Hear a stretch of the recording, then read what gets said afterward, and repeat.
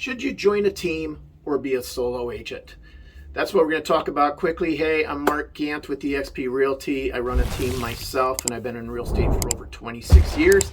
And I make these videos just to hopefully help agents get further in their careers and be successful. So, according to NAR, the National Association of Realtors, they say that new agents, I'm talking about brand new agents, should join a team because of the high failure rate we have in this industry. We're talking 1 out of 3 agents that get a license actually fail. And there's a lot of reasons for it. But one of the ways to look at being more successful is actually joining a team. So there's pluses and minuses to both. There's benefits of being a solo agent, and of course there's benefits about being on a team.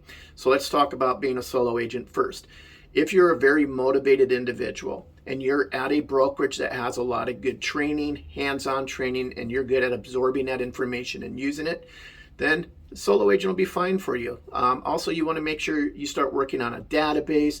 Everybody that you know, you want to get their information, your friends, your families, their friends and families, your partner or spouse's friends and families. You want to grow that database because on average right now, 1 out of 90 people you know will help you with something in regards to real estate. So being a solo agent's really up to you on your motivation and also how many people you have around you. Now, if you're brand new and you need to learn to build some confidence, you get a little nervous about this whole process, you're not sure how to lead gen, or you're just not very successful at it, and you want accountability and have some one-on-one coaching or mentorship, then a team might be a good direction for you to go into. So keep in mind, a team is already going to have systems in place to help you grow because they're not going to be successful unless you're successful. But it's important that you interview the right teams. You don't want to just go to any team in that particular office, or even while you're shopping around at brokerages, you want to interview different teams because they're not all the same. They all charge different fees, different ways of how your commission is structured or shared, what kind of training they have. Some teams make you do all the work while those team leaders collect all the money. Is that a direction you want to go into? And is that team going to teach you enough that if you decide you want to go out on your own after a year, you'll be successful on your own? So it's very important you're doing a checklist. So those checklists should be, how many sales has that team closed in the last 12 months? And more importantly, how many have their agents on that team closed in the last 12 months? So if you go to a big team and they've got 10, 20, 30 agents, but on average, each agent's only closing 1 transaction a month, that's not the best numbers for you. You want to make sure you get an average of 2 sales per month per agent. Next thing is, where are the leads coming from? Are they supplying you leads, or are you generating all the leads yourself and paying them for the work that you've done? So teams work in different ways. Some will say, hey, we're going to do 50-50, basically meaning we're going to give you leads, but we also want you to provide leads. And that can be done from your sphere. You can do open houses, which is a really good source to generate some buyer leads. Marketing, Facebook, Instagram, TikTok, whatever way you're going to generate leads. But the team should also be generating business from you. They might have an ISA team or dialers or individuals out there calling expireds for sale by owners. They might have a lot of listings and they want to give you the buyers in the beginning till you get some knowledge on this. So kind of find out, how are the leads handled? How are they given out? Next is, what is the splits? As we all know, when you go to a brokerage, you're going to have a fee or a cap, whatever that may be, 15, 20, 25,000 a year. Then you're going to have a split until you get to that cap. But teams also have a fee structure. They also have a split. Most teams, not all, but most teams are a 50-50 split. It just makes the numbers easy. Plus, they're providing a service to make sure you're getting to those sales. So you can't really, or I don't suggest you look at, oh, I'm focused on splits. You need to be focused on, what are you getting out of it? How much are you actually making? How much are you bringing to the bank?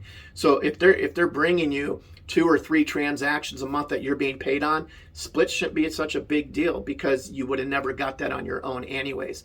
But pay attention to what those fee structures are. Also, as you close more transaction, as you're getting more knowledgeable, as you need less training and supervision, Is that structure changing? Are your splits changing so now that you're getting more because you need less training or accountability? So that's another thing to look at.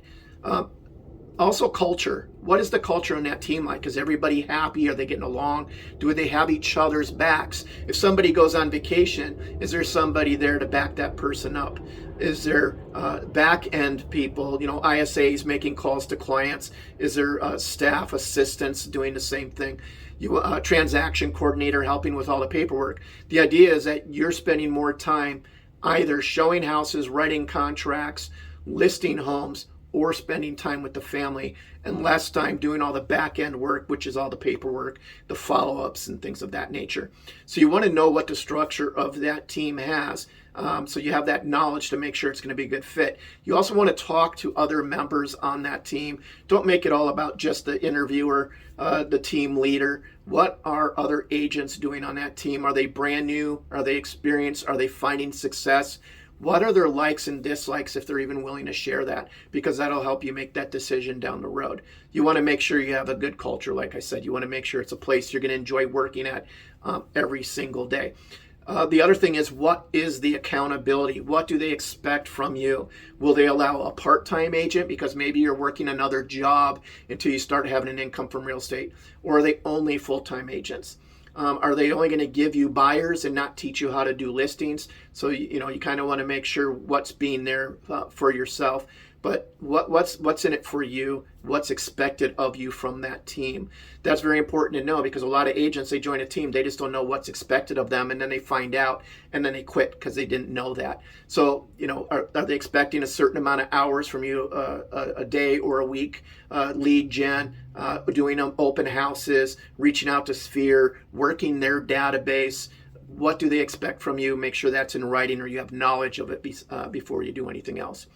After you do that, then you can focus on the brokerage if that's important to you, because really you're there for the team or to grow yourself as an agent. If you're a solo agent, obviously the brokerage is very important, because what is that brokerage offering you in regards to training, and who's doing the training? Is it actual top agents, agents who are very successful closing 20, 40 transactions a year? Or is it just whomever's around the office that barely sells anything and they're just the old timer, for example? So you want to make sure, if you're a solo agent, what's in it for you from that brokerage. So that part's important to shop a brokerage. But if you're shopping a team, the brokerage isn't as important, because your goal is to make sure you're getting sales, you're putting the money into the bank for yourself and for your families. So the team concept part of that is very much more of something you're interested in than the brokerage itself. So make sure you gather all the information you can gather. Again, brokerage, solo, team. Brokerage not so much if it's more the team, but do take the time, see what the numbers are on a team, but make sure that it's not who's got the biggest team, it's who's going to give you the support that you need to be successful in this industry. All right, if you have any questions or needs, please like and subscribe. I'll be making more videos about how to grow your business as a solo agent or even on a team. I'm also going to be covering a lot of ways to lead gen, most of it actually free, because that's one of the biggest thing new buyers are hating, is how much does it cost to get into real estate and then actually to get business, and there's a lot of ways around that.